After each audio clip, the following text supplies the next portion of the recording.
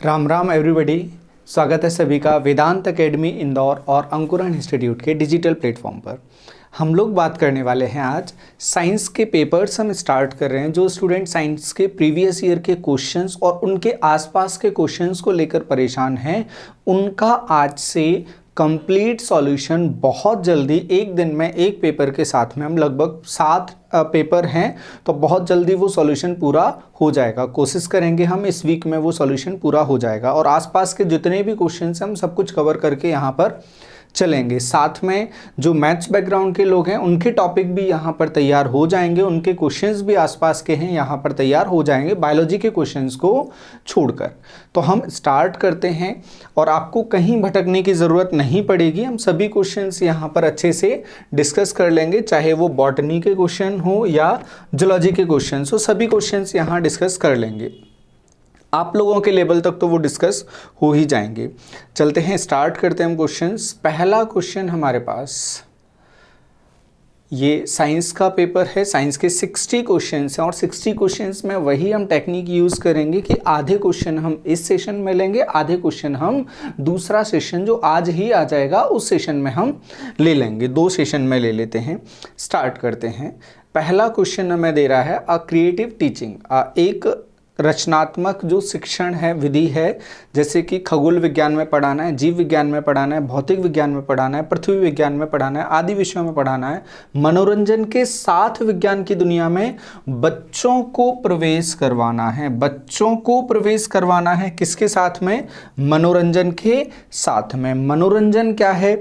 जैसे प्रदर्शनियाँ। अब बच्चों के लिए अगर प्रदर्शनियाँ लगाएंगे तो बच्चे साइंस की जो प्रदर्शनी है, खास तौर से जैसे भौतिक और खगोल विज्ञान की जो प्रदर्शनी है, खगोल विज्ञान की प्रदर्शनी में क्या आ जाते हैं, जैसे वेधशालाएं हैं जो उज्जैन में है और दिल्ली में हैं। ये वेधशालाएं अगर विजिट करवाएं, जयपुर में हैं, इनको बच्चों को विजिट करवाएं तो उनको ज़्यादा वो पल्ले नहीं पड़ेंगी, वो बहुत समझ में नहीं आएंगी। तो उस पर जाना हमारे लिए ठीक नहीं है। प्रदर्शनी बनाना, विज्ञान के खेल, खगोल में आप विज्ञान के खेल करवा कर देखें, पृथ्वी विज्ञान में आप खेल करवा कर देखें बच्चों के, बहुत ही मुश्किल हो जाएगा अर्थ साइंस में बच्चों को खेल करवाना।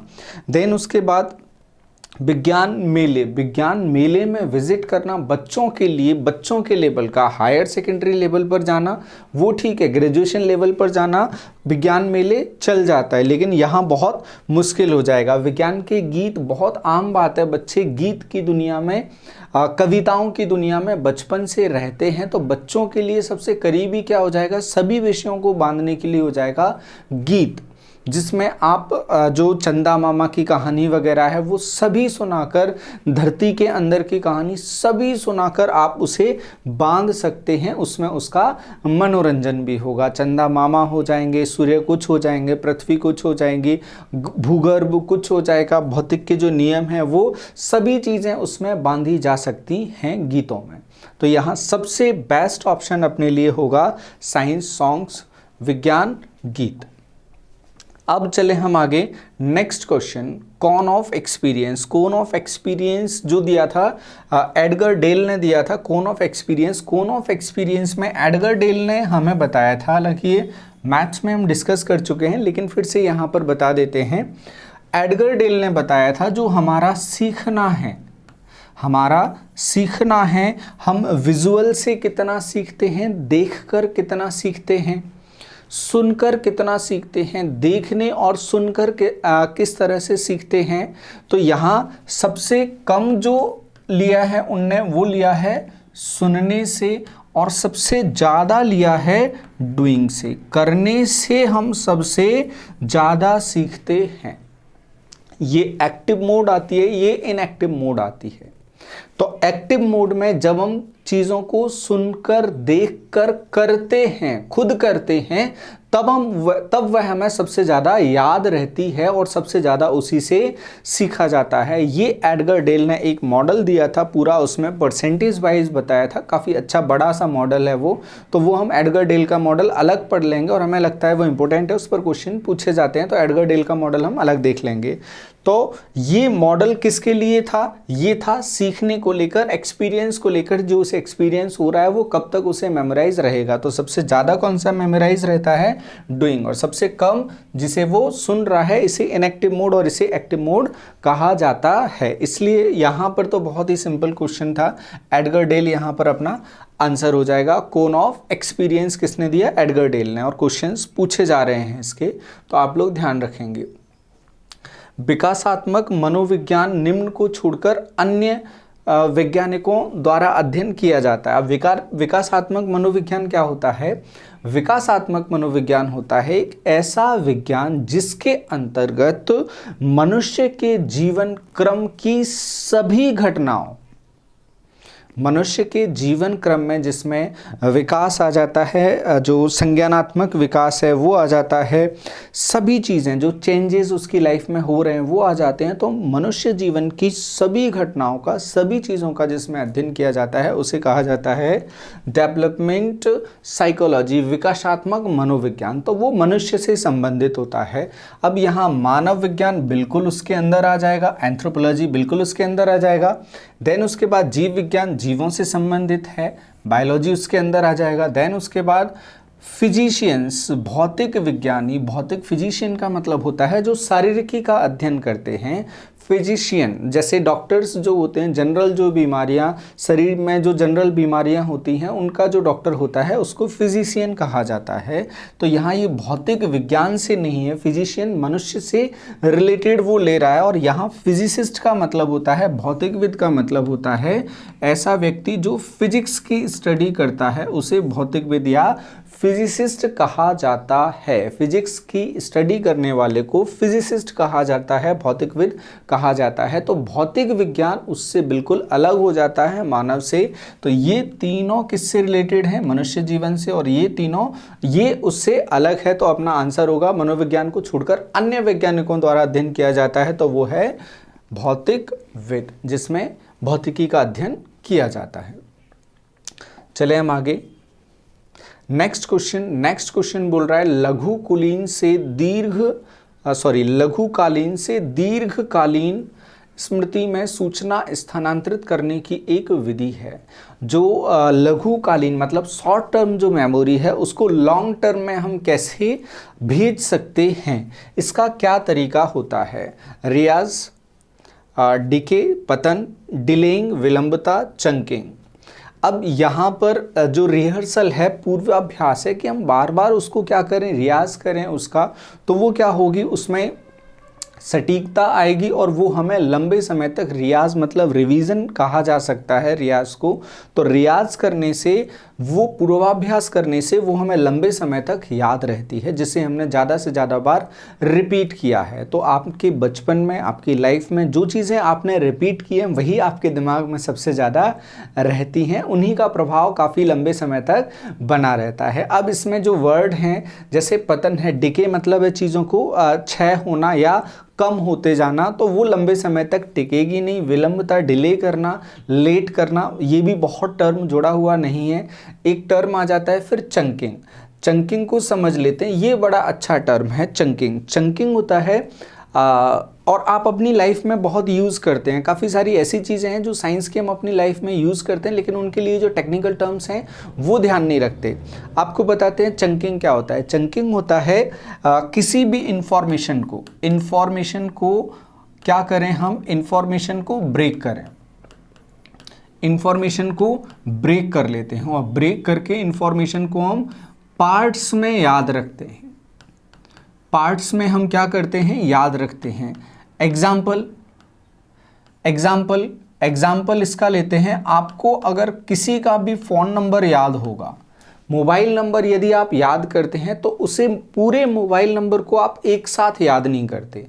आप क्या करते हैं, उसे ब्रेक करके याद रखते हैं। जैसे ही आपके पास भी नया नंबर आता है या आपका रोल नंबर भी आपको आता है, तो आप उसे क्या करते हैं, ब्रेक करके याद करके रखते हैं, ब्रेक करके याद रखते हैं। और वही कहलाता है, जो ब्रेक किया है आपने, जो पार्ट हैं उनको कहा जाता है चंक, उन पार्ट्स को कहा जाता है चंक। और इस प्रोसेस को कहा जाता है चंकिंग। इस प्रोसेस के थ्रू आप क्या करते हैं, किसी भी चीज को लंबे समय तक याद रखने की कोशिश करते हैं। तो चंकिंग क्या है? चंकिंग जस्ट एक प्रोसेस है याद रखने की। तो और इसमें क्या करते हैं, पार्ट्स में डाटा को तोड़ लेते हैं। जैसे कोई भी 18293004178 ऐसा कोई भी नंबर था और आपको ये याद रखना था, ये आपका रोल नंबर ही कुछ भी मान लिया आपको याद रखना था, तो आप क्या करते हैं, लास्ट के काफ़ी सारे लोगों को सुना है लास्ट में ये था, स्टार्टिंग में ये था, तो वो क्या करते हैं, उसको ब्रेक करके याद रखते हैं और इसी प्रोसेस को कहा जाता है चंकिंग।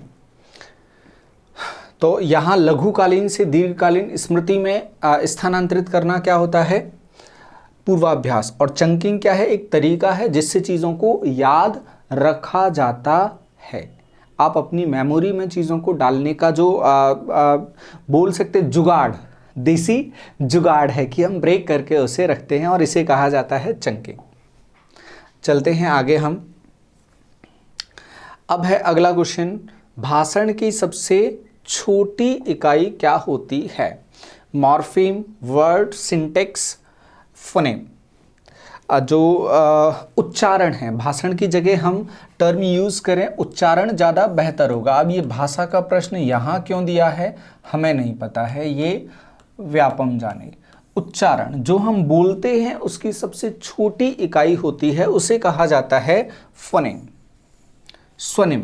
उसे स्वनिम कहा जाता है जो बोलने की सबसे छोटी इकाई होती है। और बोलने की सबसे छोटी इकाई जिसका अर्थ होता है, जिसका एक निश्चित अर्थ होता है, उसे कहा जाता है मॉर्फेम या रूपिम, जिसका एक निश्चित रूप होता है, जिसका एक निश्चित अर्थ होता है। यहां पर सिर्फ बोलना है और यहां अर्थपूर्ण हो जाएगा वो उच्चारण की अर्थपूर्ण सबसे छोटी इकाई, तो वो हो जाएगा मोर्फेम। और शब्द क्या हो जाता है, जिसका डेफिनेट मीनिंग होता है लिखने में, बात करने में, कहीं पर भी, उसे वर्ड कहा जाता है। और सिंटैक्स होता है जब हम शब्दों को जब हम ग्रामेटिकली व्यवस्थित करते हैं, उस फॉर्म को कहा जाता है सिंटैक्स, उसे सिंटैक्स कहा जाता है। वाक्य विन्यास, विन्यास का वही मतलब है कि ऑर्डर में उसे व्यवस्थित करना, उसे सिंटैक्स कहा जाता है। ये भाषा विज्ञान का प्रश्न है और हमें नहीं लगता कि यहाँ पर इसकी कोई आवश्यकता थी, लेकिन डाल दिया है तो हमने देख लिया इसको। फिनोम आंसर होगा, फिनोम। अब चलते हैं जल की कठोरता को लेकर प्रश्न, और ये बड़ा अच्छा प्रश्न आ गया है। जल की स्थायी कठोरता का कारण क्या है? अब इससे दूसरे क्वेश्चंस बन सकते हैं, इसलिए हम थोड़ा सा इस टॉपिक को डिस्कस कर लेते हैं। अब सबसे पहले हम बात करते हैं जल की कठोरता। आपको सामान्य रूप से कैसे पता चलेगा जल कठोर है? तो पहला प्रश्न यही पूछा जा सकता है, जल की कठोरता के बारे में आपको कैसे पता चलेगा? तो जल में जब साबुन घोला जाता है, सर्फ घोला जाता है, यदि झाग बमुश्किल बने या बहुत कम बने, तब हम कहते हैं जो जल है वो कठोर है। अब ये कठोर जल है तो इसमें कठोरता किस प्रकार की होती है? इसकी कठोरता में जब हम जाते हैं तो हमें पता चलता है इसमें कठोरता, दो प्रकार की कठोरता इसमें देखने को मिलती है। कौन सी कठोरता देखने को मिलती है? दो प्रकार की कठोरता में पहली कठोरता आती है, कठोरता को अगर हम देखें तो कठोरता दो प्रकार की होती है। एक होती है अस्थायी और दूसरी होती है स्थायी कठोरता। कठोरता, अब कठोरता होती किसके कारण है? कठोरता होती है कैल्शियम और मैग्नीशियम के कारण। कैल्शियम और मैग्नीशियम के कारण कठोरता देखने को मिलती है। अब इस कठोरता में भी देखें कैल्शियम और मैग्नीशियम किस प्रकार से पाए जाते हैं वो समझना आप। कैल्शियम और मैग्नीशियम किस प्रकार से पाए जाते हैं? जब कैल्शियम और मैग्नीशियम के बाइकार्बोनेट पाए जाते हैं, जब कैल्शियम और मैग्नीशियम के बाइकार्बोनेट पाए जाते हैं तो हम बोलते हैं ये कैसी कठोरता है? ये है अस्थायी कठोरता। जब यहां पर सल्फेट या नाइट्रेट या क्लोराइड, जब कैल्शियम मैग्नीशियम के सल्फेट, नाइट्रेट और क्लोराइड बनेंगे तब हम बोलेंगे वो कठोरता कैसी है, स्थायी। स्थायी और अस्थायी कठोरता में डिफरेंस है। स्थायी कठोरता को सामान्य भौतिक विधियों जैसे उबालकर, छानकर इस तरह से दूर नहीं किया जा सकता, जबकि अस्थायी कठोरता को हम सामान्यतः उबालकर दूर कर लेते हैं। अब इनको दूर करने की जो विधियां हैं वो भी यूज की जाती हैं, तो विधियों को भी हम लिख लेंगे कि किसे सॉल्व करने के लिए क्या किया जाता है। तो सबसे पहले देखें जो अस्थायी कठोरता है उसे कैसे दूर करते हैं, उसे उबालकर दूर किया जा सकता है। या अस्थायी कठोरता में आप एक टर्म और लिख लेंगे, अपनी कॉपी में ऐड ऑन कर लेंगे कि इसे ये लंबे समय तक नहीं होती है, कम समय तक होती है, लघुकालीन होती है। इसे हटाने का दूसरा मेथड आ जाता है क्लार्क विधि। क्लार्क विधि का इसमें उपयोग किया जाता है। फिर आ जाता है स्थायी कठोरता। स्थायी कठोरता में आप एक टर्म ऐड कर लेंगे, इसकी जो कठोरता होती है वो लंबे समय तक बनी रहती है, लंबे समय तक बनी रहती है। अब इसे ट्रीट करने के दो तरीके हो जाते हैं। एक तरीका तो हो जाता है परम्यूट विधि आती है, परम्यूट मेथड आता है, और दूसरा हो जाता है सोडियम कार्बोनेट Na2CO3 से हम इसे ट्रीट करते हैं। ये दो मेथड आते हैं जिससे स्थायी कठोरता को दूर किया जाता है। ध्यान रखेंगे किसकी वजह से होती है कठोरता, कैल्शियम और मैग्नीशियम की वजह से। जब बाइकार्बोनेट होते हैं तो अस्थायी कठोरता, जब सल्फेट, नाइट्रेट और क्लोराइड होते हैं तो वहां पर स्थायी कठोरता रहती है। स्थायी कठोरता हटाने के लिए कौन सी विधि यूज की जाती है, परम्यूट और सोडियम कार्बोनेट। और अस्थायी कठोरता हटाने के लिए कौन सी विधि यूज की जाती है, उबाल कर लो या क्लार्क मेथड आता है, उससे हम हटा सकते हैं। अब ये मेथड्स हम यहाँ डिस्कस नहीं करने वाले हैं, वापस आते हैं क्वेश्चन पे। कारण क्या है यही पूछा है, तो कारण क्या है हमारे लिए, कार्बोनेट कारण नहीं हो, बाइकार्बोनेट कारण होगा, कार्बोनेट नहीं होगा, मैग्नीशियम नाइट्रेट नहीं, मैग्नीशियम क्लोराइड नहीं, मैग्नीशियम क्लोराइड, ये आ गया मैग्नीशियम क्लोराइड। क्लोराइड हम लेते हैं, यहाँ मैग्नीशियम नाइट्रेट भी ऑप्शन में दे रहा है, लेकिन जो बड़ा ऑप्शन होगा हमारे लिए क्या होगा, मैग्नीशियम का क्लोराइड। मैग्नीशियम का क्लोराइड MgCl2, ये हमारे लिए आंसर बन जाएगा। मैग्नीशियम नाइट्रेट नहीं ले रहे हैं हम यहाँ पर, MgCl2 बड़ा कारण होगा, क्योंकि Cl2 की जो क्रियाशीलता है वो अधिक होगी, वो बहुत तेजी से उससे चिपका रहेगा। फ्लोरीन, क्लोरीन बहुत तेजी से चिपके रहते हैं, इनकी जो ऋण विद्युता रहती है वो हाई रहती है, इलेक्ट्रॉन को बांधे रहने की क्षमता बहुत ज़्यादा होती है, छोड़ती नहीं है, इसलिए MgCl2 यहाँ अपने लिए सबसे बेस्ट ऑप्शन होगा।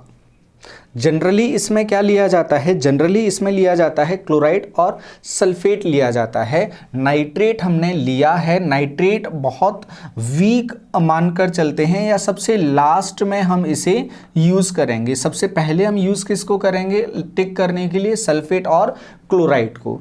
चाहो आप इसे बॉक्स करके लिख सकते हो या लास्ट में टिक करना है, सबसे खास लिया जाता है सल्फेट और क्लोराइड को। तो सल्फेट और क्लोराइड की वजह से अपन किसे लेंगे, क्लोराइड को लेंगे। कहीं कहीं पर नाइट्रेट लिखा हुआ मिल जाता है, इसलिए हमने भी इसको शामिल कर लिया था। तो उम्मीद है कठोरता को लेकर अपने क्वेश्चंस क्लियर हो गए हैं। नाइट्रेट को बस लास्ट में लेना है, ध्यान रखना, इग्नोर नहीं करना है उसको।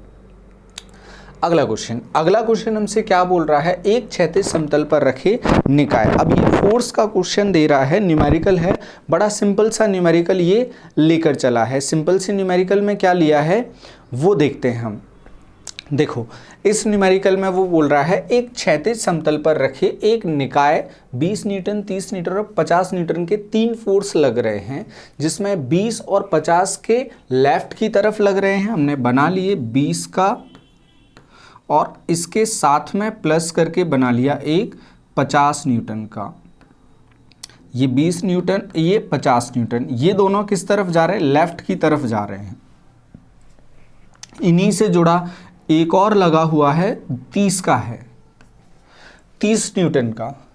30 न्यूटन का इसके विपरीत दिशा में जा रहा है, ये इस तरफ खींचा जा रहा है 30 न्यूटन। जब यहाँ देखा जाएगा ये दोनों फोर्स क्या होंगे, इनका परिणामी बल क्या होगा 70 न्यूटन और इसका परिणामी बल नेगेटिव डायरेक्शन में 30 न्यूटन। तो 70 में से 30 घटाओगे 40 न्यूटन फिर भी बचेगा, लेकिन डायरेक्शन क्या होगी टुवर्ड्स लेफ्ट होगी, बाईं ओर 40, बाईं ओर 40, 20 अपना आंसर बन जाएगा। 40 न्यूटन टुवर्ड्स लेफ्ट, बाएं ओर 40 न्यूटन। सिंपल क्वेश्चन है ये तो फोर्स का। अल्ट्रा माइक्रोस्कोप कोलाइड के किस गुण के आधार पर स्थापित किया जाता है? अल्ट्रा माइक्रोस्कोप कोलाइड के किस गुण के कारण अल्ट्रा माइक्रोस्कोप कोलाइड के किस गुण के आधार पर स्थापित किया जाता है? यहाँ कॉमा लगाना था। Based on which property of colloid, colloids क्या होते हैं ये समझना पड़ेगा। जब हम कोलाइड पढ़ने जाते हैं तो उससे पहले हमें दो चीज़ें और पढ़नी चाहिए। वो दो चीज़ें हैं विलियन सॉल्यूशन और निलंबन।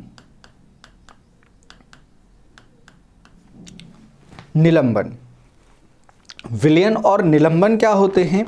निलंबन आप सॉल्यूशन देखते हैं, जब हम पदार्थ के प्रकार देखते हैं, मिश्रण देखते हैं, तो मिश्रण दो प्रकार के होते हैं, समांगी और विषमांगी, होमोजीनियस और नॉन होमोजीनियस। समांगी मिश्रण क्या होते हैं? जिसमें जो कण होते हैं वो समान रूप से पूरे में फैले हुए रहते हैं, उसे कहा जाता है समांगी मिश्रण। उदाहरण के तौर पर जल में हाइड्रोजन और ऑक्सीजन समांगी रूप से रहता है। वायु में हम लें, वायु को सामान्यतः कुछ स्थान पर मिलता है विषमांगी, सामान्यतः समांगी रहता है, क्योंकि सभी गैसों का जो मिश्रण है आप कहीं से भी सैंपल लेंगे वो रेशियो वही रहता है। लेकिन अब जनरली वैसा नहीं रहता, नीचे की लेयर्स में या सिटीज़ के आसपास वो रेशियो अलग रहता है, गांव के आसपास वो रेशियो अलग रहता है, फैक्ट्री के आसपास वो रेशियो अलग रहता है, इसलिए इसे अब विषमांगी में माना जाने लगा है। अदरवाइज सामान्यतः अगर बात की जाएगी वायु समांगी मिश्रण में आ जाता है। तो विलियन किस में आता है? विलियन आता है समांगी में, उसमें सभी कण समान रूप से मिले रहते हैं, उसे कहा जाता है समांगी। जो निलंबन होता है इसमें पार्टिकल्स थोड़े बड़े बड़े होते हैं और ये मिले नहीं होते, इसलिए इसे कहा जाता है विषमांगी, नॉन होमोजीनियस। इसमें निलंबन इसलिए है क्योंकि कुछ समय के बाद ये जो कण हैं जो आँखों से दिख जाते हैं, इसके कण आँखों से दिख जाते हैं और ये कण आँखों से दिखते हैं और ये कण कुछ समय के बाद बैठ जाते हैं, जिसे निस्तारण विधि से अलग कर लिया जाता है, नितार के अलग कर लिया जाता है। जैसे जो छाछ होता है कुछ समय के बाद भारी होकर बैठ जाता है, धूल के कण बैठ जाते हैं, इस तरह से इन्हें कहा जाएगा ये निलंबन है। और इन दोनों के बीच में आता है कोलाइड, इन दोनों के बीच में आता है कोलाइड। अब कोलाइड क्या होता है? कोलाइड में कुछ प्रॉपर्टीज यहाँ से यहाँ रहती हैं और कुछ प्रॉपर्टीज निलंबन की रहती हैं। कोलाइड में कण इतने महीन होते हैं कि वो आँखों से नहीं दिखते, कण आँखों से नहीं दिखते, कण आँखों से नहीं दिखते। लेकिन जो विलयन होता है वो कैसा होता है? वो होता है विषमांगी। आँखों से नहीं दिखते लेकिन जो विलयन होता है वो होता है विषमांगी। अब ऐसा कैसे पॉसिबल है? मिले भी नहीं और आँखों से दिख भी नहीं रहे, ऐसा पॉसिबल है। इसका बेस्ट एग्जाम्पल अगर हम लें तो इसका बेस्ट एग्जाम्पल हो जाता है मिल्क या दूध।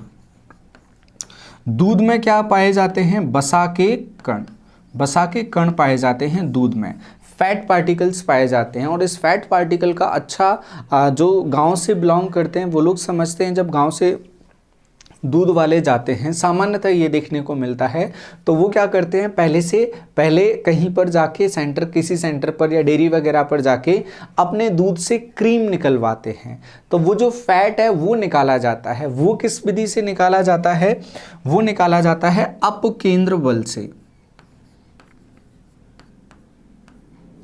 अपकेंद्र बल से, जो कहाँ लगता है? सेंटर से बाहर की तरफ लगता है। सेंटर से, केंद्र से बाहर की तरफ अपकेंद्र बल लगता है, जिससे मशीन के माध्यम से हम पूरे फैट को इकट्ठा करके बाहर निकाल लेते हैं। और ये सभी क्वेश्चंस हैं, रेडीमेड क्वेश्चन है। कोलाइड का अच्छा उदाहरण दूध, दूध से वसा किस बल के आधार पर निकाली जाती है? अपकेंद्रीय बल के आधार पर। फिर कोलाइडी कैसा विलयन होता है? विषमांगी विलयन होता है। कोलाइडी कणों को आंखों से देखा जा सकता है। ये सभी क्वेश्चंस हैं, रेडी क्वेश्चंस हैं। अब आंखों से नहीं देखा जाएगा तो फिर किसके आधार पर देखा जाता है? अल्ट्रा माइक्रोस्कोप से इनको देखा जाएगा और इसी आधार पर इन्हें स्थापित किया जाता है। अब इसको कैसे, ये कैसे पता चलेगा? कौन सा प्रभाव दिखेगा? ब्राउनी गति का मतलब होता है, ब्राउनी गति कैसी होती है? जिगजैग वे में जो गति होती है उसे ब्राउनी गति कहा जाता है। उदाहरण के तौर पर आप क्या लेंगे? जब किसी कमरे में हल्के से छेद से प्रकाश जब अंदर आता है तब हम देखते हैं, और गांव में ये बहुत देखने को मिलता है। जो लोग गांव से बिलोंग करते हैं वो इस एग्जाम्पल को समझते हैं। आपकी झोपड़ी में हल्का सा छेद है, वहां से लाइट आ रहा है, गेट के पास में से लाइट आ रहा है, गेट के बीच में से लाइट आ रहा है, तो वहाँ जो पार्टिकल्स हमें घूमते हुए दिखाई देते हैं उनकी जो गति होती है वो ब्राउनी या जिगजैग फॉर्म में उनकी गति रहती है। फिर चलें टिंडल इफेक्ट। टिंडल इफेक्ट पर जब हम जाते हैं तो टिंडल इफेक्ट में बताया जाता है कि जब प्रकाश गुजरता है, जब विलयन से गुजरेगा तो विलयन में कण नहीं दिखते हैं, कण का साइज छोटा होता है, वो नहीं होता है। तो कण में विलयन में जो प्रकाश है वो उतना डिफ्लेक्ट नहीं होता है, लेकिन जब कोलाइड में जाता है तो प्रकाश की तरंग दैर्घ्य और कोलाइड के कणों की तरंग दैर्घ्य मैच होती है। वहां पर प्रकाश क्या करता है? फैलता है, तथा प्रकाश के पथ का गमन वहां पर फ्लास्क में दिखाई देता है। प्रकाश के पथ का गमन वहां पर दिखाई देगा। एग्जाम्पल के तौर पर हम बीकर बना लें, एक सॉल्यूशन का बीकर बना लिया, एक कोलाइड का बीकर बना लिया हमने। अब हम देखें, यहां से हमने टॉर्च लगाया, ये टॉर्च लगाया हमने, यहां से प्रकाश गया, ये प्रकाश गया, ये प्रकाश यहां से जाता हुआ, ये इसमें दिखाई नहीं देगा, सॉरी, ये प्रकाश इसमें जाता हुआ दिखाई नहीं देगा, ये बस कैसा दिखेगा? यूं दिखेगा। लेकिन यहां जो पार्टिकल्स हैं उनसे प्रकाश क्या होगा? फैलेगा, फैलेगा तो यूं फैलकर वो इसके अंदर वो प्रकाश दिखाई देगा। ये रहता है, ये है कोलाइड।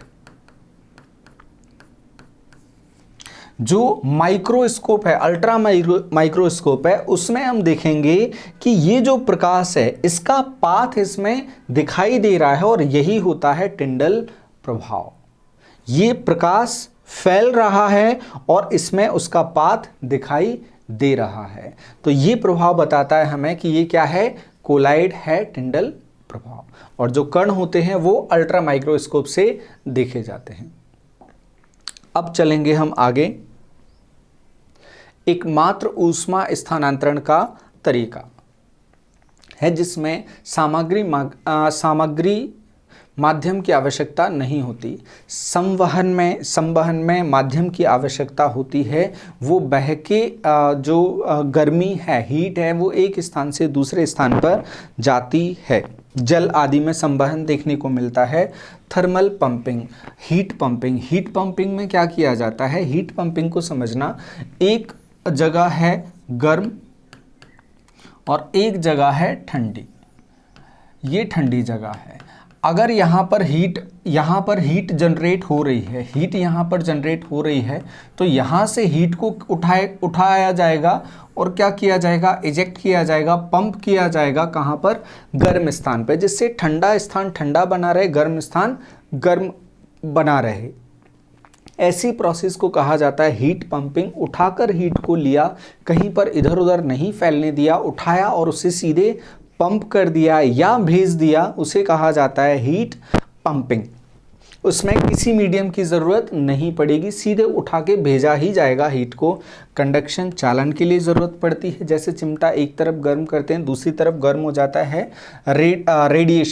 रेडिएशन होता है। रेडिएशन में जैसे सूर्य से पृथ्वी तक प्रकाश आया, सूर्य से पृथ्वी तक प्रकाश के आने में कोई भी माध्यम नहीं होता। हीट पंपिंग के लिए क्या लिया जाएगा, पंप यूज़ किए जाएंगे, पाइप वगैरह के माध्यम से किसी भी थ्रू आप क्या करेंगे, इसे कनेक्ट करेंगे, इसे कनेक्ट करेंगे दो सिस्टम को, ये सिस्टम 1 हो जाएगा, ये सिस्टम 2 हो जाएगा, ये ठंडा सिस्टम है, ये गर्म सिस्टम है। यहाँ से हमने लेंगे उसे पंप वगैरह लगा के या प्रेशर वगैरह लगा के हवा के माध्यम से, किसी भी माध्यम से हम उस हीट को क्या करेंगे, बाहर की तरफ ले जाएंगे, उस हीट को बाहर की तरफ ले जाएंगे, किसी भी माध्यम से हम उसे निकालेंगे। रेडिएशंस में क्या होगा, अब हम पृथ्वी पर जो रेडिएशंस आते हैं तो पृथ्वी पर माध्यम फिर भी हो जाते हैं हवा में, हवा और निर्वात में डिफरेंस होता है। पृथ्वी पर हवा पाई जाती है, लेकिन पृथ्वी के वायुमंडल के बाहर हवा नहीं पाई जाती है, जहां प्रकाश की जो किरणें हैं वो 3 × 10⁸ मीटर प्रति सेकंड के हिसाब से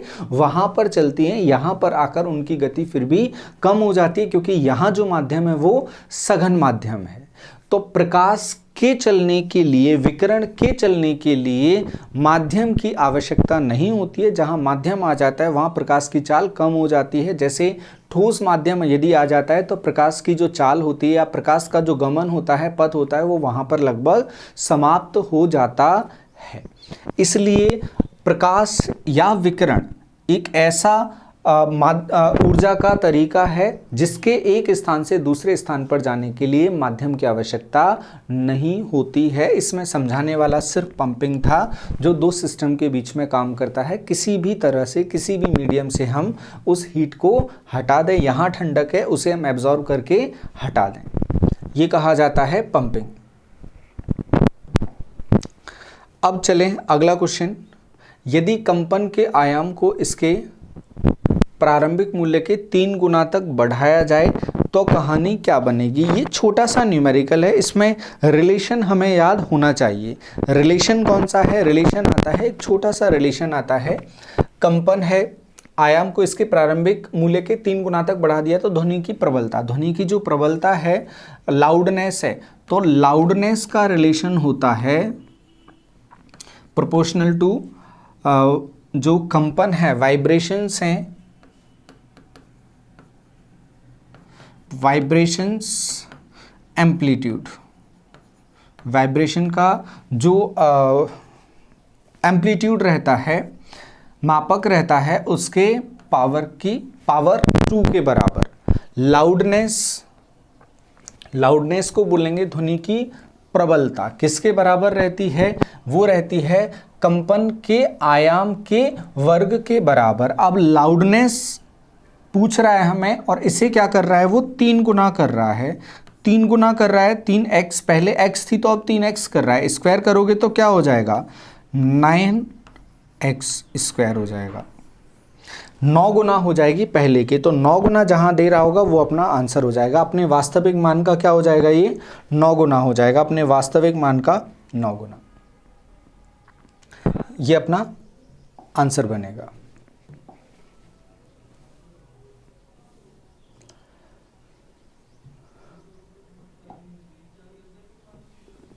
अब चलते हैं नेक्स्ट क्वेश्चन पर। एक विद्युत सेल में ऊर्जा को किस रूप में रखा जाता है। बड़ा ही सिंपल, सरल, सादा सा क्वेश्चन है ये।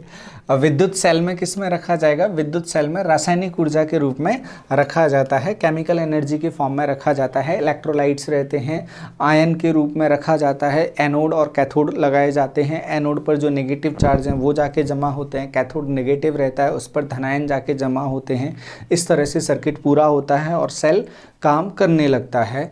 और वो जो एनर्जी होती है एनायन और कैटायन, वो हो जाती है केमिकल एनर्जी में। तो सिंपल सा क्वेश्चन था। उस कथन का चयन करें जो सत्य नहीं है। सत्य नहीं है मतलब गलत है। ध्वनि वायु की अपेक्षा धातु में तेजी से यात्रा करती है, ठीक है। फिर निर्वात के माध्यम से ध्वनि आसानी से प्रसारित की जा सकती है, नहीं। अभी हमने डिस्कस किया था लाइट के बारे में, विकिरण के बारे में। विकिरण को चलने के लिए माध्यम की आवश्यकता नहीं होती। इसका बिल्कुल विपरीत एग्जाम्पल है अनुदैर्घ्य तरंगों को चलने के लिए। अनुदैर्घ्य तरंगों में एग्जाम्पल है ध्वनि तरंगें, और ध्वनि तरंगों को चलने के लिए माध्यम की आवश्यकता होती है, क्योंकि ये कंपन के माध्यम से चलती हैं। कण वाइब्रेट करते हैं, आगे पीछे अपनी कंपनिक गति करते हैं, तो वहाँ पर यूज़ होता है माध्यम। कण एक दूसरे को पुश करते हैं, दबाव और प्रसार, दाब और प्रसार, इस माध्यम में ध्वनि चलता है। जो पार्टिकल्स होते हैं वो एक दूसरे को दबाव डालते हैं, उस फॉर्म में ये चलता है। ये बिल्कुल ठीक कहानी वैसे ही अपन एग्जाम्पल बोल सकते हैं, जैसा लाइन में लोग लगे होते हैं ना, यहाँ से पीछे से किसी ने धक्का मारा, अगले वाले को धक्का लगेगा, वो उसके अगले वाले को लगाएगा, फिर वापस वैसे ही हो जाएगा। यही कहानी रहती है ध्वनि के चलने की। यहाँ से ध्वनि आएगी, इससे टकराएगी, ये आगे, फिर आगे, ये वापस अपनी स्थिति में। तो क्या हो रहा है, दाब और फिर प्रसार, वापस वहीं के वहीं। इसने इस पर ध्वनि पहुंची, बल लगा, आगे दिया इसने, फिर वापस उसी में आ जाता है। तो ये इस फॉर्म में चलती है। तो माध्यम की आवश्यकता होती है। कण जितने ज़्यादा होंगे, भीड़ जितनी ज़्यादा होगी, धक्का उतना ज़्यादा लगेगा। तो यहाँ पर जो सेकंड है, निर्वात के माध्यम से ध्वनि आसानी से प्रसारित की जा सकती है, बिल्कुल गलत है। निर्वात में तो कुछ रहेगा ही नहीं, उसे निर्वात कहा जाता है। तो धक्का कौन किसको मारेगा, नहीं मारेगा तो ध्वनि कहीं भी जाएगी नहीं। ये पूरी तरह से क्या है, गलत स्टेटमेंट हो जाता है। नेक्स्ट क्वेश्चन है, उन बलों के युग्म का चयन करें जो अस्पर्श्य हैं। अस्पर्श्य मतलब है कि टच करे बिना वो वर्क करते हैं, बिना टच किए वर्क करते हैं। तो बिना टच किए कौन सा फोर्स काम करते हैं, मैग्नेटिक फोर्स। बिल्कुल, एक चुंबक को आप दूसरे चुंबक के पास लाएंगे तो टच करने से पहले ही वो फंक्शन करना, उसकी जो प्रबलता है वो दिखाई देने लगती है। दो चुंबक इतनी दूर है, आपको लगेगा कि उनके बीच में फोर्स नहीं लग रहा है। जब उनको पास में लाते हैं, या तो वो रिपेल करते हैं या अट्रैक्ट करते हैं, तब वो फोर्स क्या, मैग्नीट्यूड क्या होता है, उसका परिमाण बढ़ जाता है, और परिमाण बढ़ने की वजह से वो हमें फील होता है, जबकि चुंबक पर वो बल पहले से काम कर रहे होते हैं। वही कहानी गुरुत्वाकर्षण की भी रहती है। फिर उसके बाद आता है स्थिर विद्युत बल, और यही कहानी स्थिर विद्युत बल की रहती है। एक आवेश दूसरे आवेश पर बल लगाता है, चाहे उसका परिमाण कितना भी हो, गुरुत्वाकर्षण की तरह। तो चुंबकीय बल और स्थिर विद्युत बल और गुरुत्वाकर्षण बल ऐसे बल हैं जिनके लिए स्पर्श की आवश्यकता नहीं होती है। उसके बाद देखो पेशीय बल, हाथ पैर से जो बल लगाते हैं तो स्पर्श करके ही लगाया जा सकता है, दूर से नहीं ऐसे जो सीरियल्स वगैरह में आता है, यूं धक्का मार दिया तो वो पीछे खिसकते जा रहा है, कुछ भी होते जा रहा है, वो बल नहीं होगा। अगर तुम उसे इमेजिन करने लग जाओ कि नहीं वो भी तो होता है, वो कुछ नहीं होता है, आप लोग करते रहना उसको। पेशीय बल ऑप्शन आ रहा है तो ये तो पॉसिबल हो ही नहीं सकता, घर्षण के साथ में पॉसिबल नहीं हो सकता। घर्षण लगता ही तब है जब दो सतह संपर्क में होती है, हवा में घर्षण नहीं लगता, स्थिर विद्युत हो जाएगा और घर्षण की वजह से ये ऑप्शन भी गलत हो जाएगा। तो ऑप्शन नंबर 1 अपना एकदम सही आंसर है। अब चलते हैं अगले प्रश्न की तरफ। अगला प्रश्न हमसे क्या बोल रहा है, निम्नलिखित में से किस स्थिति में साधारण नमक पानी में सबसे सरलता से विलयित होता है, मतलब घुलता है। तो नमक को जब घुलना है, नमक या शक्कर से अगर घोल बनाना है तो पानी में विलेयता बढ़ाने के लिए यदि पानी का ताप आप बढ़ाएंगे तो उसमें विलेयता बढ़ती है। पानी का ताप बढ़ाने से विलेयता बढ़ती है। तो जहाँ टेम्परेचर ज़्यादा होगा, 0 डिग्री सेल्सियस पर नहीं, आप घुलते रहेंगे, परेशान हो जाएंगे। 90 डिग्री सेल्सियस एक बहुत अच्छा ऑप्शन है। 10 मिलीमीटर जल अच्छा है, सामान्य ताप नहीं, 10 सामान्य ताप से बेहतर है ताप ज़्यादा। बर्फीला ठंडा जल बिल्कुल नहीं। 10 ml of water at 90 degree Celsius, ये अपना सबसे बेस्ट आंसर होगा हाई टेम्परेचर का। अगला प्रश्न, एसी अल्टरनेटिव करंट जो आपके घरों में यूज़ की जाती है, यही ट्रांसफार्मर से ही आती है, डाउन ट्रांसफार्मर से। जो हाई टेंशन लाइन है उसके पहले लगा होता है अप ट्रांसफार्मर, हाई टेंशन पर जो वोल्टेज है, करंट है, वो फ्लो होगा। उसके बाद हमारे घरों से पहले ट्रांसफार्मर लगे रहते हैं, उन्हें डाउन ट्रांसफार्मर कहा जाता है। तो डाउन ट्रांसफार्मर पर वो एसी आएगा और फिर उसके बाद हमारे घरों में सप्लाई होगा। तो ट्रांसफार्मर एसी पर, विद्युत तापक जो हमारे घर में हीटर काम करते हैं उसी पर सीधे सीधे लाइन पर काम करते हैं। गीजर्स काम करते हैं उसी पर सीधे सीधे काम करते हैं। जो इलेक्ट्रोप्लेटिंग रहती है, इलेक्ट्रोप्लेटिंग काम करती है डीसी पर, डायरेक्ट करंट पर काम करती है। इलेक्ट्रोप्लेटिंग क्या होती है, इलेक्ट्रोप्लेटिंग होती है धातुओं पर, पदार्थों पर धातु की परत चढ़ाना इलेक्ट्रोप्लेटिंग कहलाता है। इसमें डीसी यूज़ करके करके। ये क्यों किया जाता है?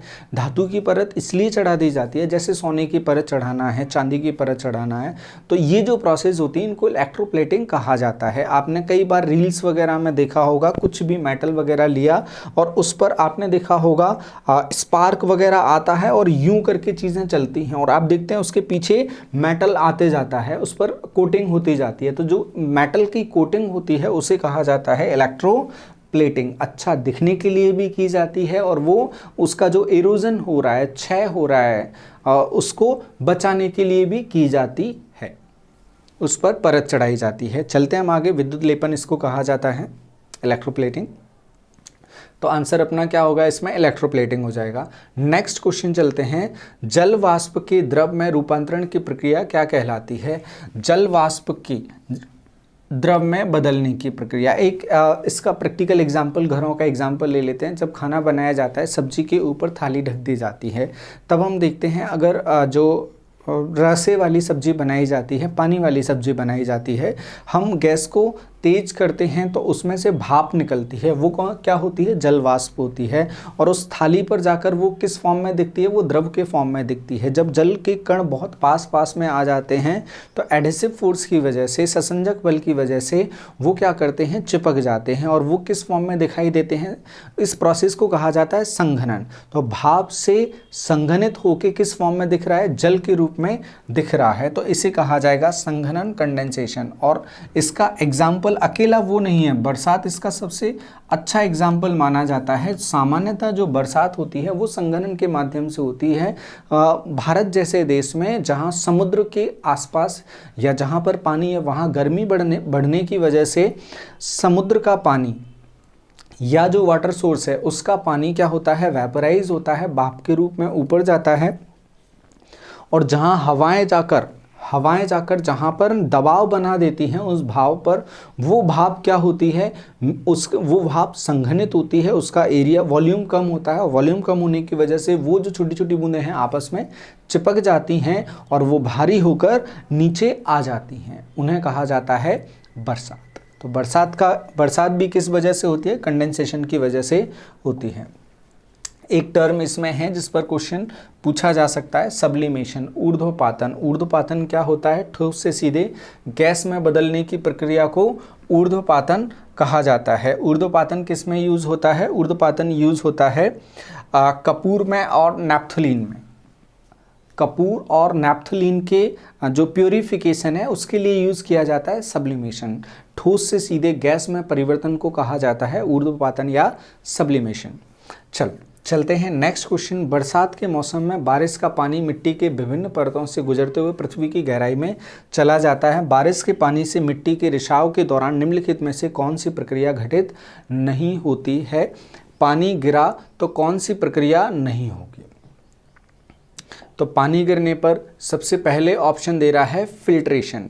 फिल्ट्रेशन नहीं होता या निस्पंदन नहीं होता। तो फिल्ट्रेशन तो बहुत काफ़ी मात्रा में फिल्ट्रेशन हमें देखने को मिलता है, तो ये हम कह ही नहीं सकते कि फिल्ट्रेशन देखने को नहीं मिलता है। फिल्ट्रेशन देखने को मिलेगा। फिल्ट्रेशन क्या होगा? फिल्ट्रेशन होगा, जैसे हमने अभी पढ़ा था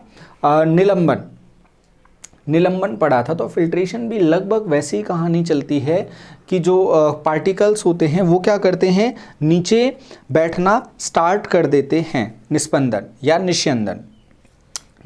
या निस्यंदन, वहाँ पर पार्टिकल्स क्या होते हैं? नीचे बैठना शुरू कर देते हैं। किसकी तरह? कोलाइड के बाद जो निस्यंदन हमने देखा था उसकी तरह। फिर होते हैं सेडिमेंटेशन। अवसाद, जो बड़े बड़े कंकड़ पत्थर वगैरह रहते हैं वो सभी क्या करते हैं? तलछटी में बैठ जाते हैं, उसी को कहा जाता है सेडिमेंट्स। वो सेडिमेंट्स होते हैं। और सेडिमेंटेशन वही होता है गाद या अवसाद जो इकट्ठा होके कहीं से बह के वो इकट्ठा हो जाती है बीच में एक जगह पर, उसे सेडिमेंटेशन कहा जाता है। फिर है आसवन, डिस्टिलेशन। आशवन क्या होता है? आसवन जो प्रोसेस होती है ये तो बरसात में होती है, निष्पंदन भी होता ही है बरसात में, फिल्टर होकर नीचे कण बैठ जाते हैं, बड़े बड़े कण इकट्ठे दिखते हैं। अवसादन भी होता है, खेत वगैरह से मिट्टी बह के आती है, एक जगह पर बारीक बारीक सी मिट्टी दिखाई देती है, वो सेडिमेंटेशन हो जाता है। आसवन क्या होता है? आसवन होता है, जैसे थोड़ी देर पहले खाना पकाने का एग्जाम्पल देखा था, लगभग वैसी ही प्रोसेस को कहा जाता है आसवन। आसवन होती है प्योरीफिकेशन का एक मेथड होता है कि जहाँ से प्योर पदार्थ को अलग लेने की ये प्रक्रिया होती है। एक ऐसा सॉल्यूशन हमने लिया जिसमें दो पदार्थ हैं जिनके तापमान में पर्याप्त अंतर है। जैसे उदाहरण के तौर पर हमने लिया, पानी में पेट्रोल गिर गया तो उसका ताप बढ़ाएंगे, जिसका क्वथनांक कम होगा वो सबसे पहले क्या होगा? भाप के रूप में बाहर निकलेगा, और भाप के रूप में बाहर निकलेगा। जैसे ये हमने ले लिया, बीकर ले लिया, ये हमने एक बीकर ले लिया, इसे हमने क्या किया? गर्म किया। यहाँ इससे हमने गर्म किया, ये सिलेंडर लगा दिया नीचे, यहाँ से हमने इसे गर्म किया। तो गर्म करेंगे तो क्या होगा? इससे वेपर्स निकलना शुरू हो जाएंगे, और यहाँ पर हम क्या करें? एक मैनिपुलेशन लगा दें, एक जुगाड़ हम लगा दें यहाँ पर, इसको हमने कर दिया बंद। यहाँ पर हम एक जुगाड़ लगा दें, यहाँ से भाप निकलेगी तो क्या होगी? फिर इसकी दीवारों से ये टकरा के भाप, जो सबसे पहले भाप जिसका क्वथनांक कम होगा वो भाप में कन्वर्ट होगा, और यहाँ जाकर फिर हम उसे क्या करेंगे? इकट्ठा कर लेंगे।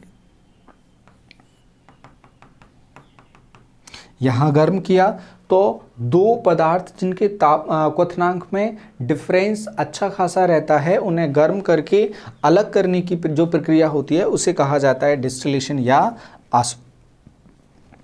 निस्तारण। क्या होता है? जो नितारने की जो प्रोसेस होती है उसे कहा जाता है निस्तारण। जो अशुद्धियाँ होती हैं वो ऊपर आने लगती हैं, यही निस्तारण कहलाता है। और पानी गिरने पर हम देखते हैं बहुत सारा जो कचरा वगैरह रहता है वो ऊपर की तरफ भी आ जाता है। तो पानी गिरने पर बारिश के पानी में मिट्टी में जो रिसाव देखने को मिलता है, ये सारी प्रोसेस उसमें देखने को मिलती हैं।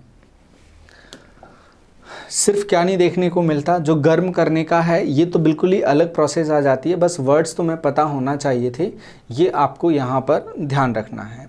अब आ जाता है ऊर्जा की वाणिज्यिक इकाई क्या है, कॉमर्शियल यूनिट क्या है। कॉमर्शियल यूनिट का मतलब होता है कि आप ऊर्जा को किस रूप में मेज़र करते हैं। तो आपके घरों में जो विद्युत ऊर्जा पहुंचती है, ऊर्जा यहाँ पर अपने घरों में विद्युत ऊर्जा पहुंचती है और वो मापी जाती है किलोवाट आवर में।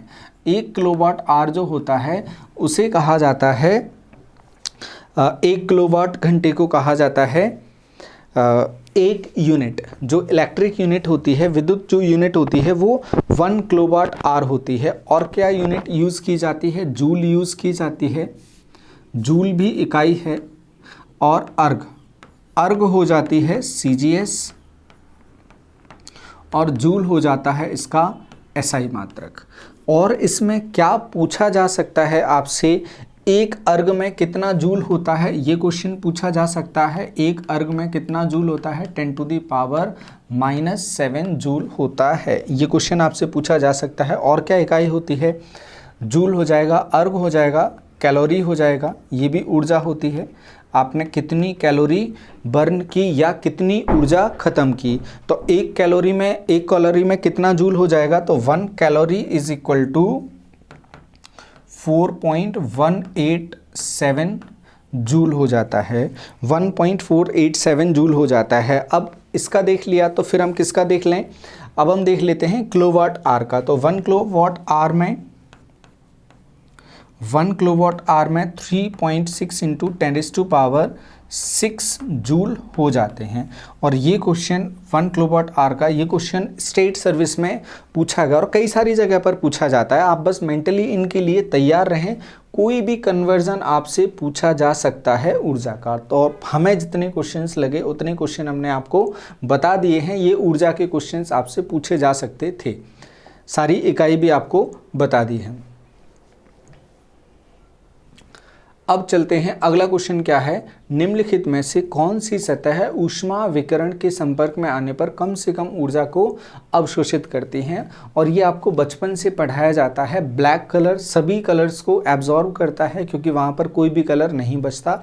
जो ब्लैक दिखना है वही अल्टीमेटली में बता रहा है कि उसने सारी कलर्स को क्या कर लिया है, एब्जॉर्ब कर लिया है। कोई भी कलर परावर्तित नहीं हुआ है। परावर्तित नहीं हुआ है तो सारी गर्मी अंदर चली गई, तो ब्लैक में गर्मी ज़्यादा होगी। इसका अपोजिट क्या होगा, वाइट। वाइट ने किसी भी जो विकिरण है उसे एब्जॉर्ब, किसी भी रंग के विकिरण को अवशोषित नहीं किया है। जो विकिरण किसके फॉर्म में आ रही है, आज ही डिस्कस किया है, ऊर्जा जो सूर्य से आ रही है उसमें से कुछ भी अवशोषित नहीं किया। अवशोषित नहीं किया तो उसका टेम्परेचर बढ़ना ही नहीं है। सारा क्या कर रहा है, वो वापस कर रहा है। ऊष्मा विकिरण के संपर्क में आने पर कम ऊष्मा को अवशोषित करता है। तो कम ऊष्मा किस में अवशोषित होगी, सफ़ेद में। सफ़ेद पेंट में सबसे कम अवशोषित होगी।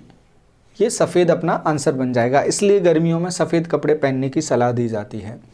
मिश्रित मत्स्य पालन के लिए निम्नलिखित में से कौन सा संयोजन सबसे उपयुक्त है। मिश्रित मत्स्य पालन क्या होता है, मत्स्य पालन होता है एक ऐसा मत्स्य पालन की टेक्निक जिसमें 5 से 6 प्रकार की मछलियों का जो प्रोडक्शन है वो एक साथ किया जाता है।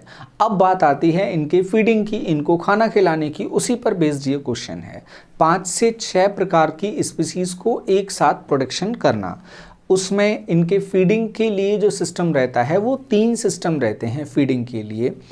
फीडिंग के लिए सिस्टम क्या रहता है, सबसे पहले रहता है ऊपर रहता है, और ये जो 5 से 6 स्पीसीज हैं ये स्पीसीज अपनी फीडिंग के लिए आपस में नहीं लड़ती हैं। इस तरह से 5 से 6 स्पीसीज ली जाती हैं मिक्स्ड इसमें सिस्टम में, फिशिंग में। अब सरफेस ले लिया, फिर लिया जाता है कॉलम, और कॉलम को ही कभी कभी बोला जाता है मिडिल, और सरफेस, कॉलम, और फिर ले लिया जाता है बॉटम फीडर्स। ये फीडर्स रहते हैं जो अलग अलग लेवल पर अपनी फीडिंग करते हैं। सरफेस फीडर्स अलग होते हैं, कॉलम फीडर्स अलग होते हैं, और सबसे नीचे आ जाते हैं बॉटम फीडर्स। तीनों, मिडिल जॉन फीडर ठीक है, बॉटम फीडर्स ठीक है, सरफेस फीडर्स ओनली नहीं, ये 2 ले रहा है, ये 2 ले रहा है। Surface feeder, middle John feeders and bottom feeders ये तीनों ले रहा है। यहाँ पर कॉलम फीडर भी लिखा हुआ मिल सकता है आपको, चलेगा। सरफेस फीडर, बॉटम फीडर नहीं, तो आंसर हो जाएगा अपना ऑप्शन नंबर 3। चलेंगे अब आगे। अगला क्वेश्चन क्या बोला है, निम्नलिखित में से किस प्राकृतिक घटना की सटीक भविष्यवाणी नहीं की जा सकती है। तो सटीक भविष्यवाणी को लेकर अगर हम देखें तो जो भूगर्भ है उसकी बहुत ज़्यादा स्टडी अभी हम लोगों ने नहीं की है, इसलिए हम ये मानकर चलेंगे कि जो अर्थ के अंदर से जितनी क्रियाएं होती हैं उनकी हमें बहुत जानकारी नहीं मिल पाती है, इसलिए कई सारे शहर तबाह हो गए हैं। बिजली की जानकारी, बिजली कड़कने की जानकारी मिल जाती है, आंधी तूफान की जानकारी मिल जाती है। जब जो प्रेशर है, एटमॉस्फेरिक प्रेशर एकदम से गिरता है तो वहाँ पर इंडिकेशन होता है कि आंधी तूफान आने वाले हैं, क्योंकि वहाँ का प्रेशर क्या हो गया है, कम हो गया है, दूसरी जगह पर प्रेशर बढ़ गया है। तो प्रेशर ट्रांसफ़र की वजह से ही समझ में आ जाता है कि एकदम प्रेशर गिरा, उसका मतलब है आंधी तूफान आने वाला है। साइक्लोन्स की जानकारी, कहीं भी जो उतार चढ़ाव होता है लहरों में तो बता दिया जाता है कि ये तूफान इतने समय तक भारत के इस तट पर पहुंच जाएगा, तो इसकी जानकारी मिल जाती है, आप भी सुनते रहते हो। लेकिन भूकंप आने के बाद पता चलता है कि भूकंप आ गया है, इसलिए वो ज़्यादा इंफॉर्मेशन हमारे पास नहीं रहती, क्योंकि वो अर्थ के नीचे से आता है, बाकी चीज़ें ऊपर से दिखाई देती हैं, इसलिए हमें पता चल जाता है। तो भूगर्भ का कम अध्ययन किया है अभी हमने, तो आंसर होगा हमारा भूकंप। यूँ भी अगर देखा जाएगा, हमें लगता है हम साइंस की बहुत सारी स्टडी कर ली है, लेकिन साइंस का ना 1% भी अभी काम नहीं हुआ है। अभी बहुत सारा काम होना है। हमारी आने वाली जो पीढ़ियाँ होंगी वो बोलेगी बताओ कितने पागल थे, इनको ये भी नहीं पता था। तो और उनकी भी आने वाली पीढ़ियां उनको ऐसा बोलेंगी। तो अभी हमें साइंस बहुत सारा नहीं पता है, तो साइंस बाकी है, अभी अथाह है साइंस, कोई और छोर नहीं है। निम्नलिखित में से क्या एक जीव प्रोटीन नहीं है? जीव प्रोटीन से मतलब है किसी जीव से प्राप्त प्रोटीन, वो जीव प्रोटीन कहलाता है। अब नहीं के बारे में बताना है।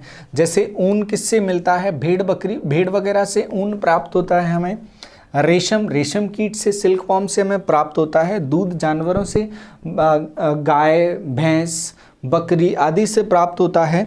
फिर आती हैं दाल किससे प्राप्त होती है हमें?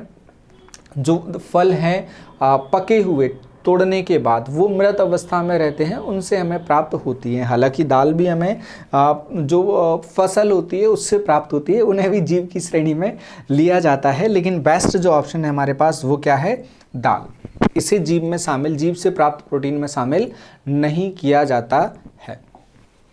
ये भी सरल रीजनिंग का क्वेश्चन था।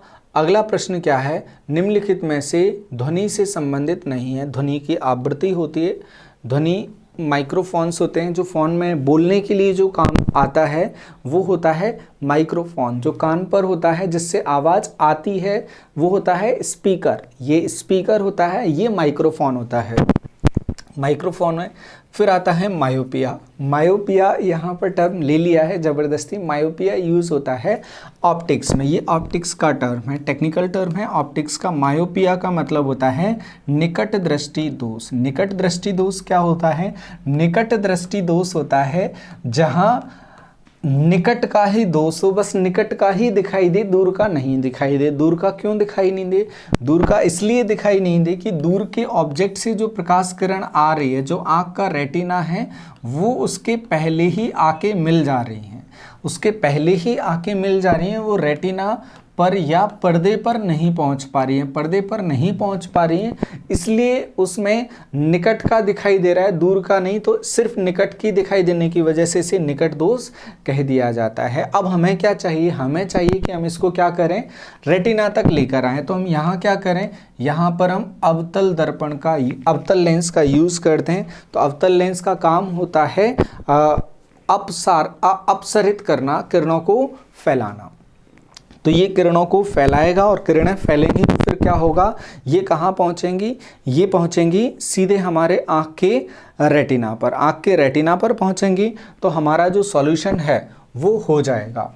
सॉल्यूशन कैसे हो जाएगा? यहाँ हमने लगाया, नहीं हो रहा है कलर चेंज, चलो ठीक है। ये हल्की सी डिफ्लेक्ट होंगी, तो क्या होंगी? ये सीधे हमारे रेटिना पर पहुंच जाएंगी। यहाँ मिलने की जगह अब ये थोड़ा सा पीछे मिलेंगी, और पीछे मिलेंगी तो हमारा काम हो जाएगा, रेटिना पर चित्र बन जाएगा, जो हमें दिखाई देगा उसी को इमेज कहा जाता है। बस जो इसकी जो फोकस दूरी होती है वो कैसी रहती है? नेगेटिव रहती है। फोकस दूरी नेगेटिव इसलिए इसे कहा जाता है। नंबर कैसा लगा है? नेगेटिव वाला नंबर लगा है। तो नेगेटिव नंबर को अब तुम समझ जाना। वहाँ पर लेंस कौन सा? अवतल लेंस यूज़ हुआ है, कॉनकेव लेंस यूज़ हुआ है, कॉनकेव यूज़ हुआ है। अब चलते हैं आगे की तरफ। हो गया ये, तो इसका आंसर यही हो जाएगा, उससे रिलेटेड नहीं है, ध्वनि से रिलेटेड नहीं। निम्नलिखित में से क्या फसल आवर्तन का मुख्य लाभ नहीं है? फसल आवर्तन क्या होता है?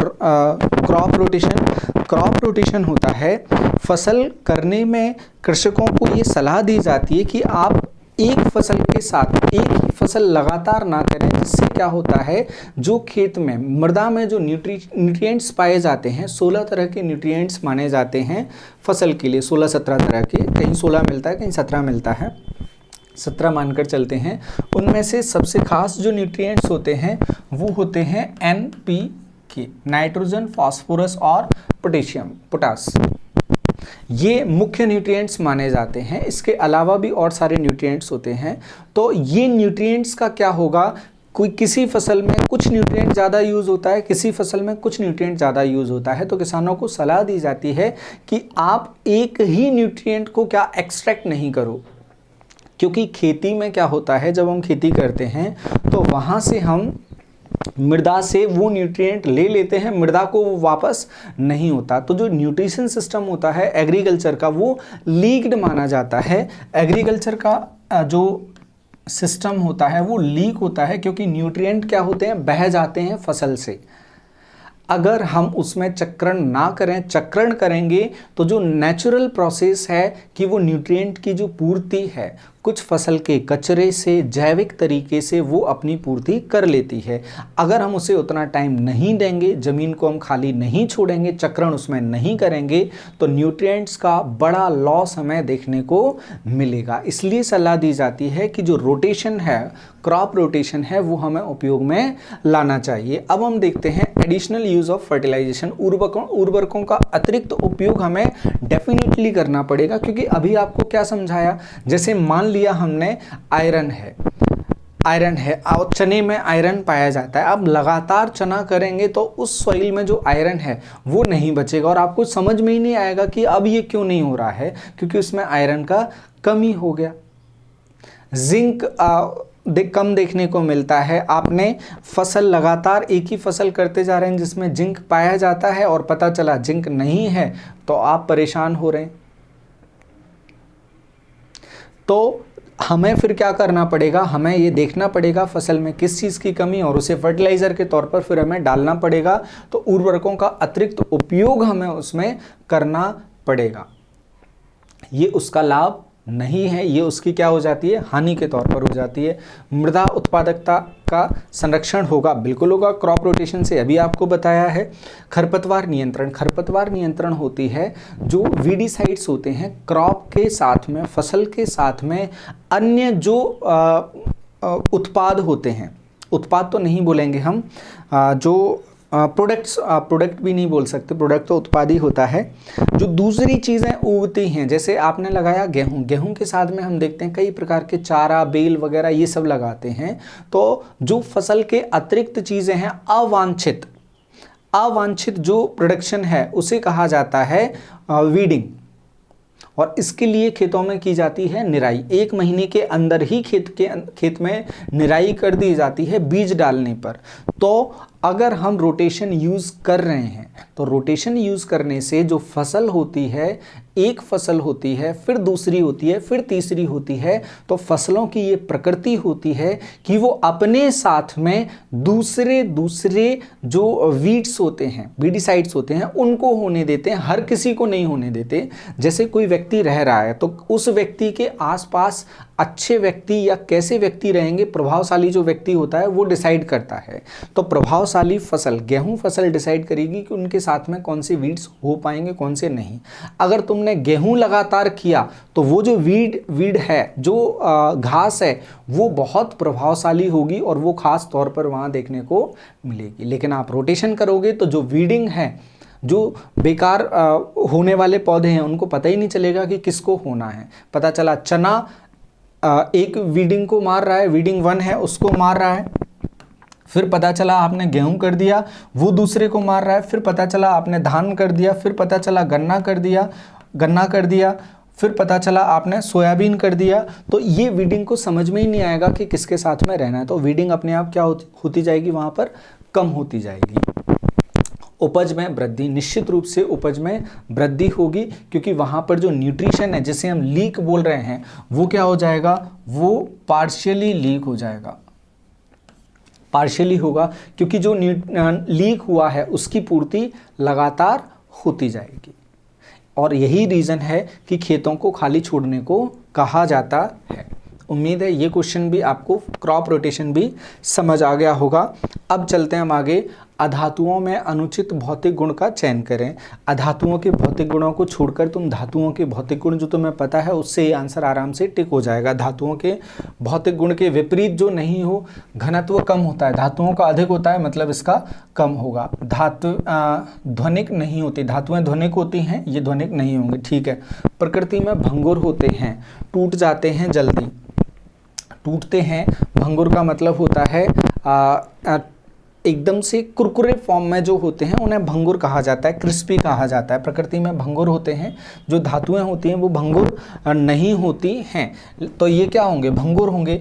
उच्च तन्यता क्षमता, तन्यता मतलब तार खींचे जाने, जैसे सोने का तार खींचा जाता है, चांदी का तार खींचा जाता है, तांबे के तार बनते हैं, एल्यूमिनियम के तार बनते हैं। तो ये तो किसकी प्रॉपर्टी है, तार वगैरह बनाना धातुओं की प्रॉपर्टी है, तो तन्यता इसमें कहाँ से आ जाएगा, ये तो गलत हो जाएगा अधातुओं के बारे में, इसलिए आंसर इसका होगा ऑप्शन नंबर डी या 4। निम्न में से अनुचित वक्तव्य का चयन करो। अनुचित कौन सा है? पोटेशियम को हमेशा पानी में रखा जाता है, बिल्कुल गलत है। पोटेशियम को पानी में नहीं रखा जाता है। पोटेशियम और सोडियम इसको साइंस का सीटेट का पेपर करवाया, वहाँ पर समझाया है। इनकी अभिक्रियाशीलता बहुत अधिक होती है, इसलिए इनको पानी में रखने की जगह रखा जाता है मिट्टी के तेल में या केरोसिन में। मिट्टी के तेल में या केरोसिन में रखा जाता है। अभिक्रियाशीलता इनकी अधिक होती है सोडियम और पोटेशियम की। अगला क्वेश्चन हमसे बोल रहा है, जब एक कमानी मतलब जो स्प्रिंग वगैरह लगी रहती हैं गाड़ी वगैरह के नीचे, जो मोटी मोटी स्प्रिंग लगी रहती हैं वो कमानी कहलाती हैं। कमानी को 2 सेंटीमीटर तक तनित किया जाता है, ताना जाता है, तो इसमें 100 जूल ऊर्जा संग्रहित होती है। यदि इसे 2 सेंटीमीटर और अधिक तानित किया जाए तब संग्रहित ऊर्जा में कितनी वृद्धि होगी? वृद्धि का मतलब होता है अंतर।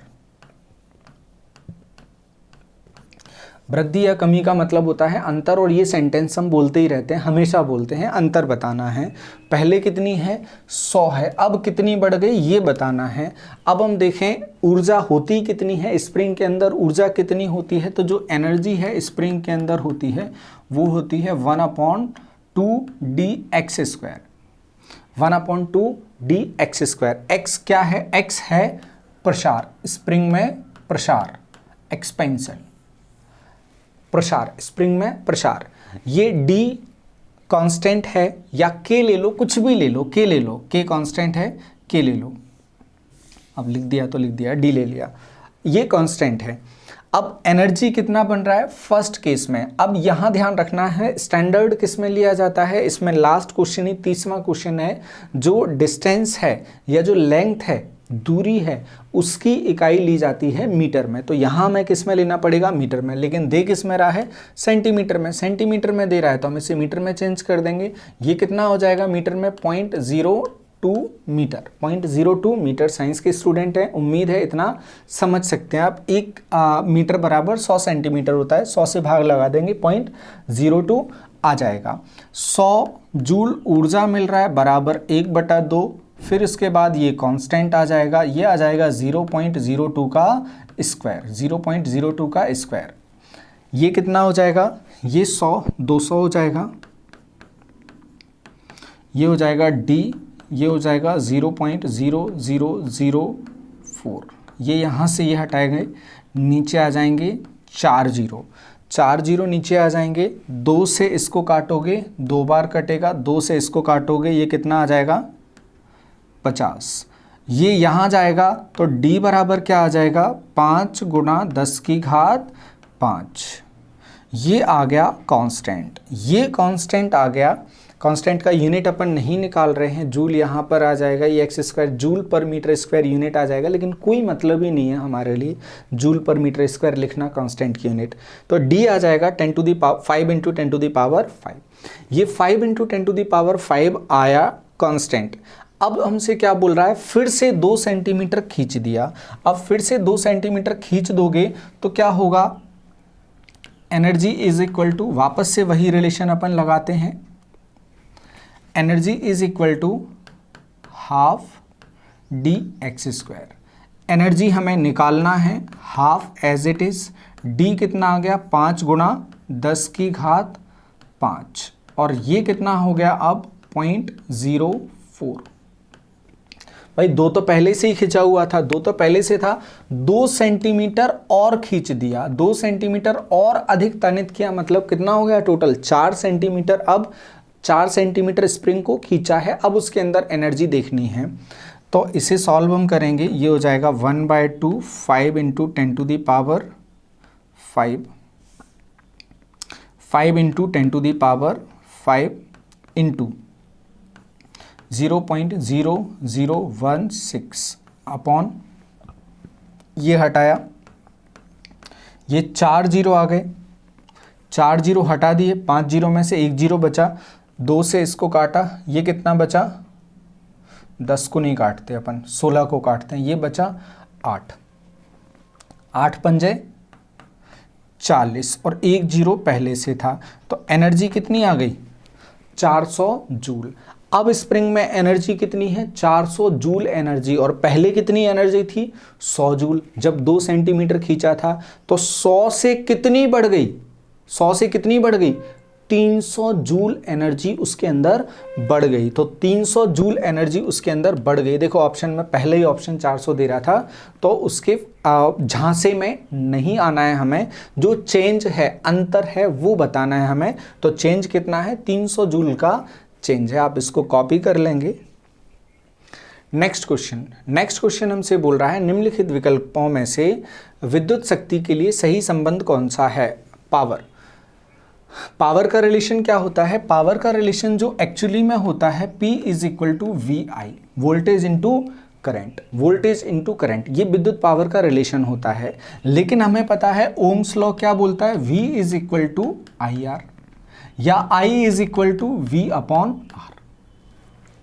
जब V की जगह हम IR लिखेंगे तो ये क्या हो जाएगा IR, तो ये हो जाएगा I स्क्वायर R, या I की जगह V अपॉन R लिखेंगे, V अपॉन R लिखेंगे तो V स्क्वायर अपॉन R। ये रिलेशन हमारे बन जाएंगे अगर हम V is equal to IR Ohm's law का यूज करें, I is equal to V upon R इसका यूज करें। तो देखो हमें कौन सा रिलेशन दे रहा है, और तीनों रिलेशन किसके हैं, पावर के ही रिलेशन हैं, जिस फॉर्म में भी दे। V अपॉन R स्क्वायर नहीं, V स्क्वायर अपॉन R है, V स्क्वायर अपॉन R बिल्कुल ठीक दे रहा है, I square R, I square upon R बिल्कुल नहीं, I स्क्वायर R होता है। तो आंसर क्या होगा P is equal to V square upon R। हमें क्या ध्यान रखना है, हमें ध्यान रखना है power is equal to voltage into current, voltage into current, बस इतना ध्यान रखना है पावर का।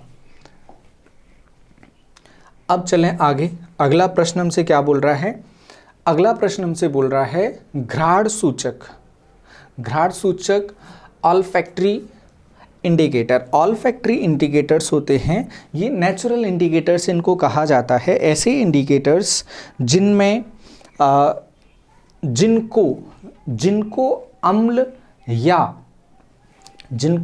या क्षार में हम डालें तो गंध में परिवर्तन देखने को मिलता है, जो स्मेल आती है इनकी उसमें परिवर्तन देखने को मिलता है। अब स्मेल में परिवर्तन के अच्छे एग्जाम्पल क्या हैं, ऑल्फैक्टरी इंडिकेटर्स के एग्जाम्पल हो जाते हैं जैसे प्याज हो जाता है, ऑलिव हो जाता है, प्याज के साथ में एक और एग्जाम्पल अच्छा आ जाता है लौंग का। एक और एग्जाम्पल अभी याद नहीं आ रहा है, काफ़ी फेमस सा एग्जाम्पल है, नहीं याद आ रहा है, तो इसके साथ में प्याज भी वो पूछ सकता है। लौंग तो यहाँ पर पूछ ही लिया है,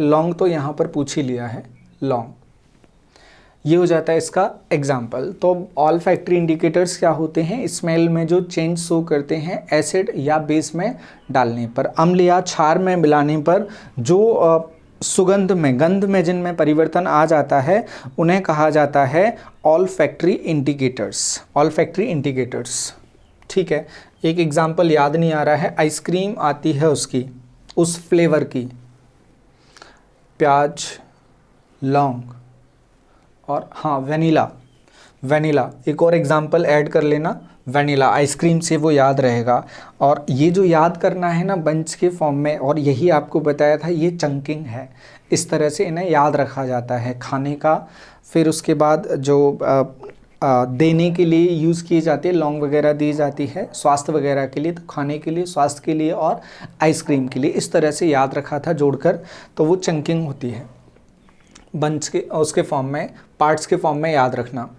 लंबाई की माप के लिए एसआई मात्रक क्या है, तो ये पहले ही बता दिया था। एसआई मात्रक क्या है इसका, लंबाई का मीटर। तो यहाँ तक लिए हमने 30 क्वेश्चंस और कोशिश की इसमें ज़्यादा से ज़्यादा इन्फॉर्मेशन आप लोगों को दी जाए। तो आज ही इसका सेकंड पार्ट आपको अवेलेबल हो जाएगा। उम्मीद है ये सेशन आपको अच्छा लगेगा, इन्फॉर्मेशन आप लोगों तक पहुँचेगी। तो फिलहाल इस सेशन में हम इतना रखते हैं, मिलते हैं नेक्स्ट सेशन में और अच्छी इन्फॉर्मेशन के साथ। तब तक के लिए धन्यवाद, राम राम सभी को, थैंक यू।